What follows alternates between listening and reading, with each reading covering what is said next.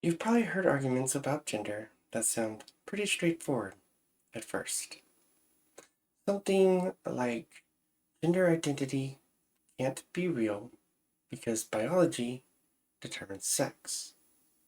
But when you slow that argument down, an interesting question comes up. Does the reasoning actually work? The argument usually goes something like this. Sex is biological. Biology determines whether someone is male or female.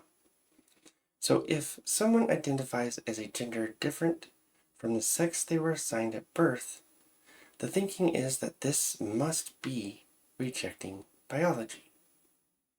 From there, people often conclude that gender identity shouldn't really factor into how we understand gender, socially or legally. At first glance, that reasoning sounds pretty simple. But simple arguments often hide some assumptions. For this argument to work, a few things have to be true. First, it assumes that biological sex is a single, simple category with no meaningful variation. Second, it assumes that if biology determines sex, then gender identity must be either irrelevant or impossible.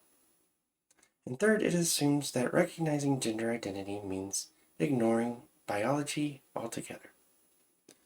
Those assumptions usually aren't stated out loud, but they have to be there for the argument to reach its conclusion. So the next step is to ask what the evidence actually says. In biology, sex characteristics aren't determined by a single factor. They involve chromosomes, hormones, reproductive anatomy, and secondary sex traits. For most people, these traits align in ways that typically are male and female categories.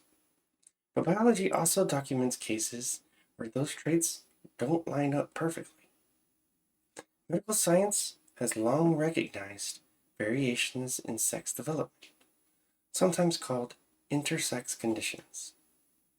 At the same time, research in psychology and neuroscience has been exploring how gender identity develops and what influences it.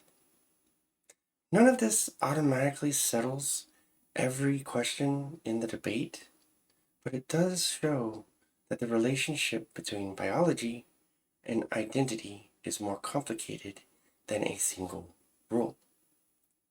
This is where the reasoning in the original argument often runs into trouble. It takes a true idea that biology plays a role in sex and then stretches it into a much broader conclusion about identity and social recognition. In logic, that's called oversimplification. A complex system gets reduced to one rule, and then that one rule is used to explain everything. But biology itself is already more complex than that.